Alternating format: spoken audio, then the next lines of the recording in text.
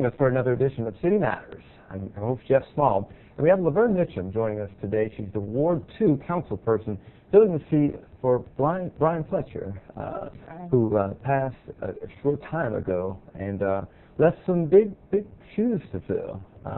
He, like you, was a huge supporter of Ferguson, and I know you are as well. Talk about what brought you to Ferguson, and why are you still in Ferguson? Well, 10 years ago, my husband basically wanted to move out in the county because, one, my daughter and her family were in Florissant, and we wanted to be close to our grandkids. And we were in the Central West End, and he had done a lot of work on an older home, but he was kind of tired of doing it, so we decided to move to Ferguson. We liked the house, and we decided it would be a good place for us to be. I know, certainly with all of the things that have gone on over the last couple of years, the narrative is so much negative, but there's some really nice things about Ferguson. Just from, I can think of many, but talk about some of the things that if you're around town, what are some of the things that you like about Ferguson? Well, you know, when Jeff, when we first moved to Ferguson, one of the things that I was very attracted to, it had a small town feel, but at the same time, it had a progressive feel, like a larger city.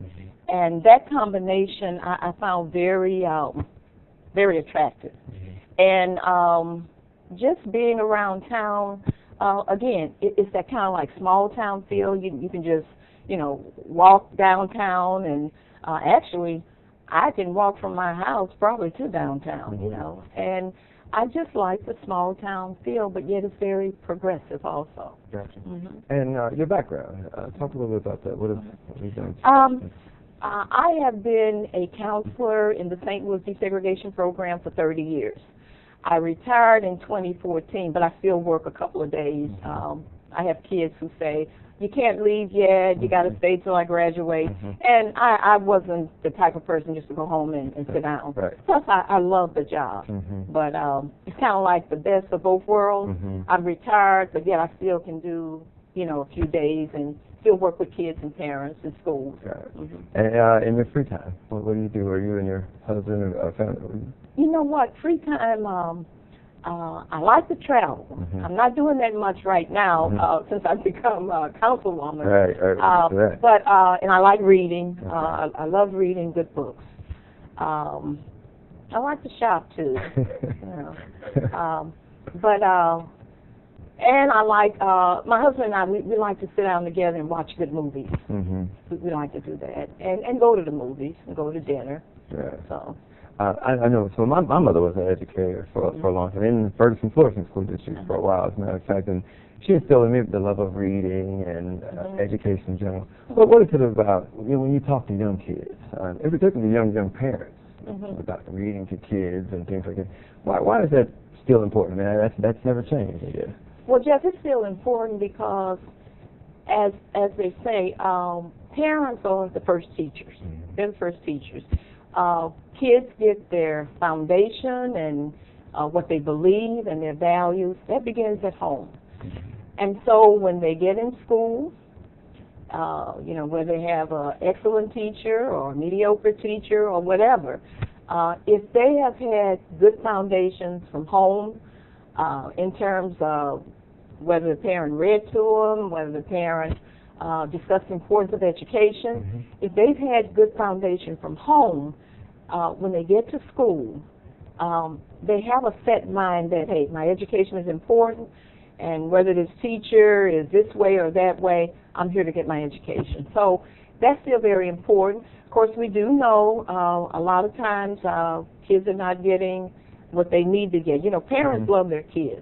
I have always believed that.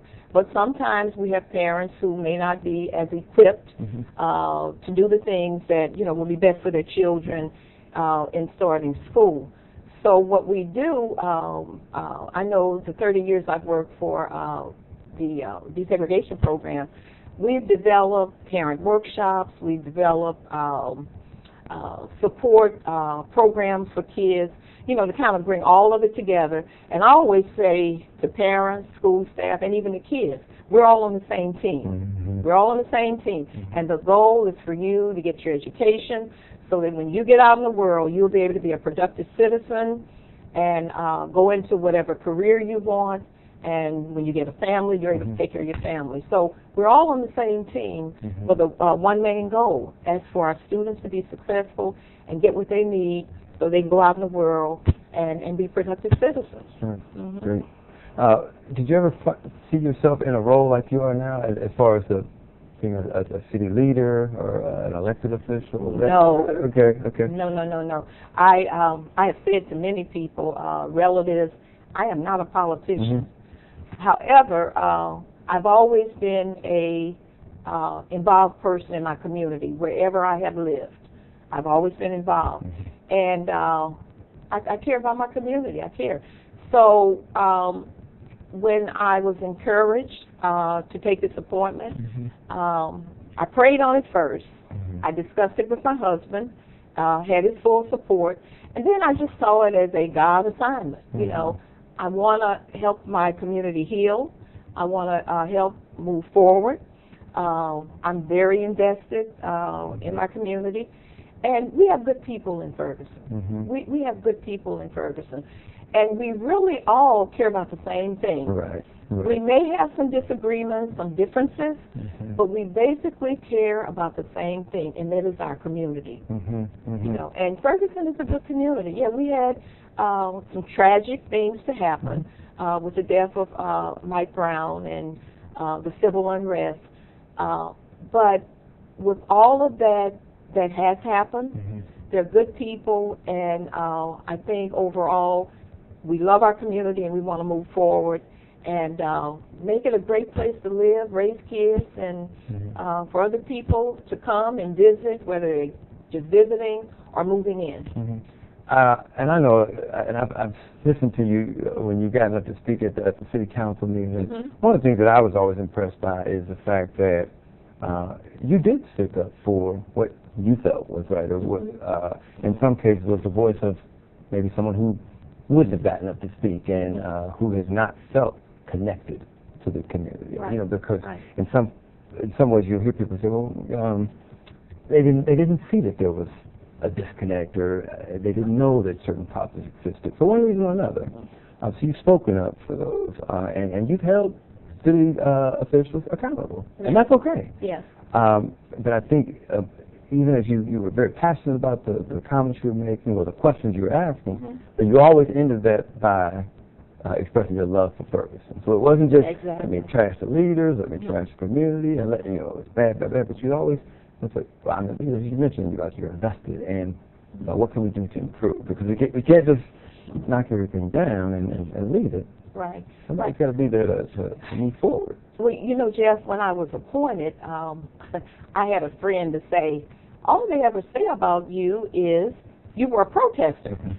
She said, but finally they said retired educator. Right. And I've had some of the people in my ward to bring that up, you know, you were a protester. And what I say to them is, we all have a right, a First Amendment right, to protest peacefully, hopefully, peacefully. But I was out there because I wanted, first of all, to be able to talk to the young people, and I did want justice, transparency, and to get at the heart of what happened with Michael Brown. But when I have spoken at council meetings, I've always just wanted to speak truth, express how I felt, and people who I know probably didn't want to speak up or, you know, didn't have a voice, so to speak. So I was speaking not only for myself but for them. And at times, things that I said may have been looked upon as, well, she's being negative. But no, it wasn't negative. It was just truthfully speaking, because what I've always felt was that we can't move forward if we're in denial about what has happened here. we had a real tragedy. And when the DOJ did their investigation, there were some things brought out that were just wrong. You know, so in moving forward, you know, we can't pretend that things didn't happen. You know, we have to acknowledge that we had some tragic things happen, that we had certain people in the community who felt that they were done an injustice, and so you can't move forward. Got to handle that. Yeah, you got to handle that. You have to acknowledge that. So at council meetings, I always wanted to just speak the truth and maybe help everybody understand, hey, this has happened, let's face it, let's try to work through it, and let's do what's best for everybody in the community. All right, thank you. We're going to take a break and we'll be right back. If you say Ferguson, everybody knows what Ferguson is and where it is. But the biggest thing is, it's just a great group of people in this community. I mean, people are like family. In Ferguson, we're growing. Here in Ferguson, we're determined to continue edifying the community. In Ferguson, we're thriving. Giving back to the community. We're all a part of Ferguson. With your help, we're moving Ferguson forward. You know, the windshield just glass broke and screeching, and I saw, you know, a body come down from off the top of the van, and I just thought, oh my gosh, what have I done? What have I done? There's never a day that I wake up that I don't think about it.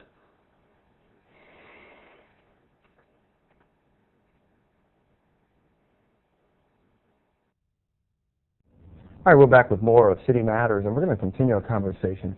What has been the biggest, I guess, difference or transition from being on the outside to now having this very important seat at the table that you have on the council?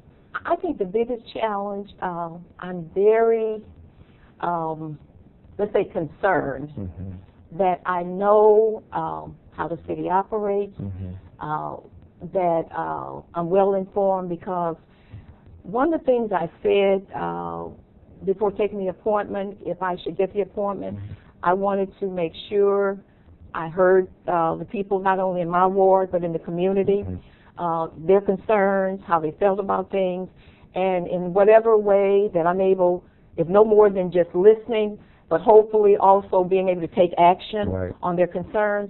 That's been the challenge, because I really want to be a council person that serves the community, is concerned about the community, and, you know, to hear their concerns and take action on what I can do to help them. I was at a meeting the other night, and it was Ward 2, my ward, and one of the things I heard from many of the people in that meeting was that they felt that certain parts of Ferguson wasn't getting the attention that it needs to get.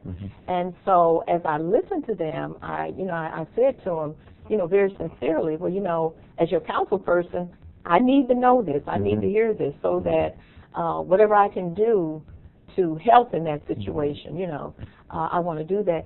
So I think, you know, as an educator and having worked 30 years in the St. Louis desegregation program, I am used to helping people come to understandings, even though they may disagree, but basically coming to an understanding on, hey, what can we do where we all benefit?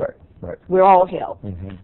So that's one of the things that I wanted to do in becoming a council person, is helping people to come together, respectfully listen to each other, have discussions, and at the end of the day, we may have to agree to disagree, but let's at least talk, hear each other's opinions and how we see things. And you might say, well, you know, I never thought about it like that. You know, that's something to think about. Or you may just say, I don't agree. But let's at least respectfully come together and talk with one another. And One Ferguson, and we've got different organizations where we are promoting that. You know, people coming together, because you know, yeah, we've got to look at the economics and all of that, the business part. But if people are not together as far as trusting and understanding one another, it makes it more difficult to move forward in all other areas. Right. Yeah, it's you know, they talk about perception is reality. Exactly. And exactly. I think from the outside, if you're looking in, you just see what appears to be chaos and right. just racial discord. Why does anybody want to come to Ferguson? Well, it's a shop. Why do you want to move to Ferguson? That's absolutely correct. If they're seeing a house divided, you know, that's not something that's going to attract people. I mean, they're divided and they're not together. You know, why would I want to move there? Again, Ferguson has, we have good people, and I think overall we all want to come together and move our community forward. And I think we're going to do that. You know, it may take a little while, but I think we basically have the mindset, hey, this is our community. For those of us who have decided to remain here, we're not moving out, we're invested, we can't do anything but come together for the overall good of everyone. What have you seen in your neighborhood, in your surroundings? Did you see, you know, houses, you know, everybody putting a for sale sign up, or what have you seen through this, or what's... Now, in my subdivision, we had about, I think, 4 houses to go up for sale, and 3 are already, we have people who have purchased the homes, and they're there, and I'm real happy about that. Yeah. We have 1 that's still vacant, but out of the 4, 3, we've had people to move in and purchase the home.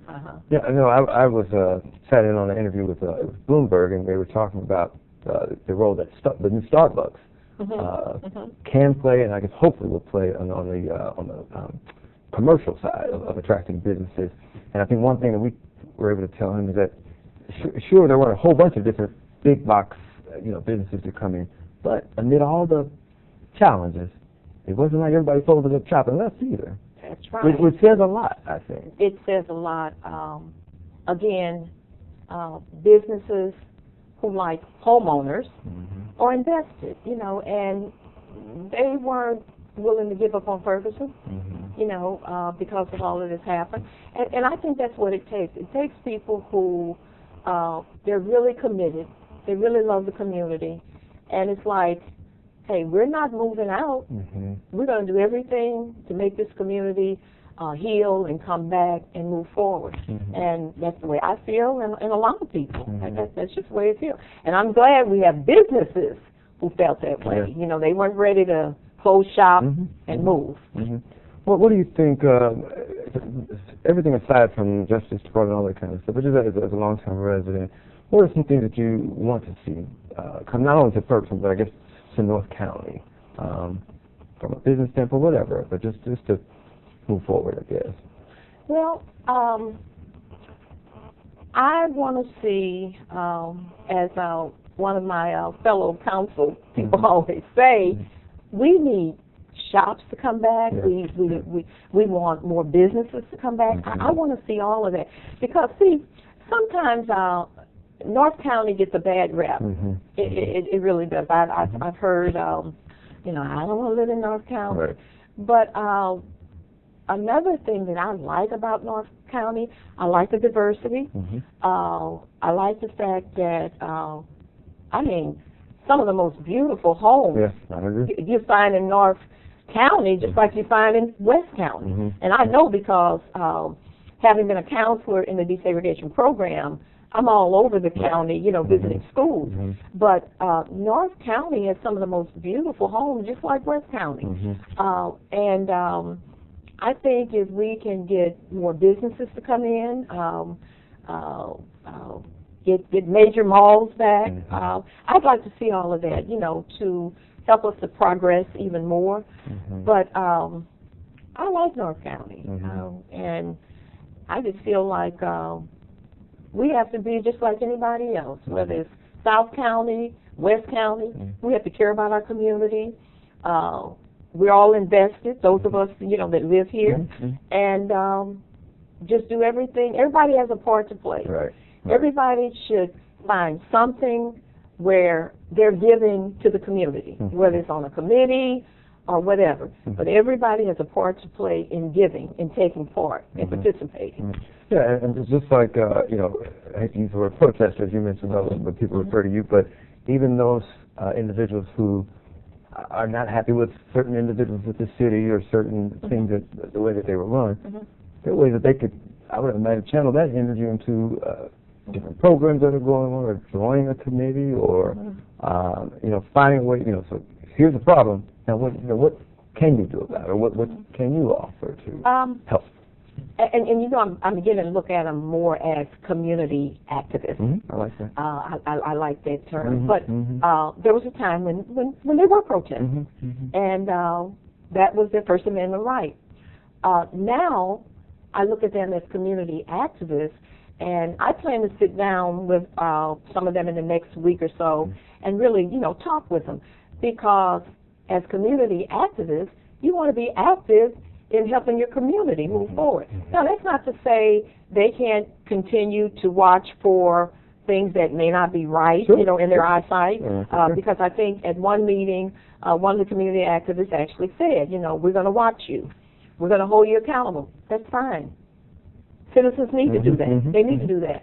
But as a community activist, you need to get active in whatever part you can play in moving your community forward. And, a lot of people say, well, some of them, they don't live here. Well, they may not live here, but if they're taking part, whether it's shopping or whether it's still concerned about moving the community forward, they can still play a part. Yeah, right. They play a role. They can still play a role. And it just comes down to, are you going to be part of moving us forward, or are you going to be part of just being negative and not moving us forward? So I would say to them, when I meet with them, that, hey, always have your voices heard and hold the council accountable, but at the same time, be a real activist and get active in moving us positive and forward, make it a positive interaction with the city so that we can move forward and be progressive.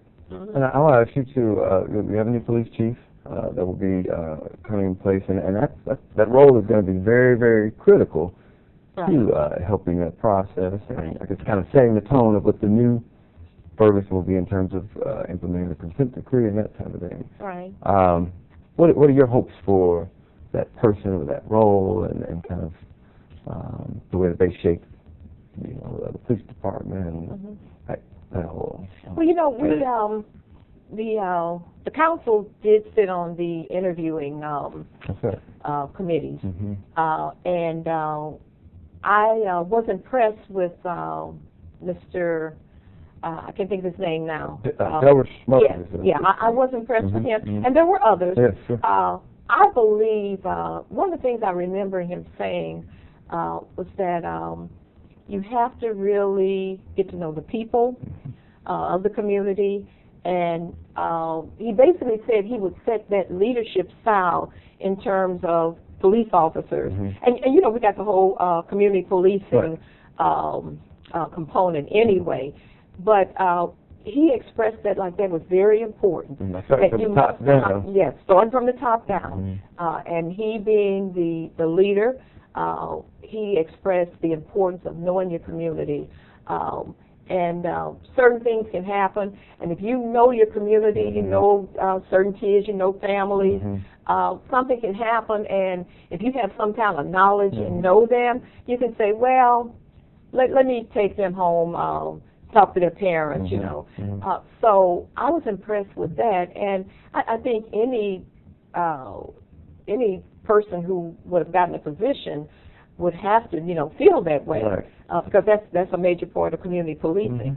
But I'm looking forward to him coming in.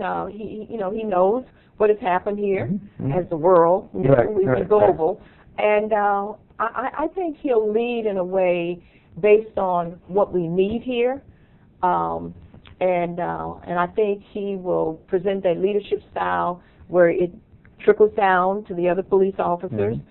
Because, you know, anytime you head any organization, it begins with the leader. Sure. It begins with the leader. So I have good thoughts about what he's going to do. What he's going to do. All right. Well, that's what we need to hear. I think Yeah. so much is riding on that. Yeah, I have confidence that he'll come in and do a good job and really meet the needs of what the community needs. And, you know, with the consent decree, you know, stating the whole thing in regards to the police and what has happened, I believe, will make sure that there's a positive turn on that, and that, you know, we do what the decree says. Right, like it's not a punishment. Right, It's the way to do things better. Right. And we actually implement and do what the decree says. And he has a great responsibility for that. Right. And you'll be there to support him. Oh, yeah, absolutely. Right. Absolutely. Thanks for taking the time to talk with us. It's been a great conversation, and that'll do it for this edition of City Matters. We'll see you back here next time. Bye-bye.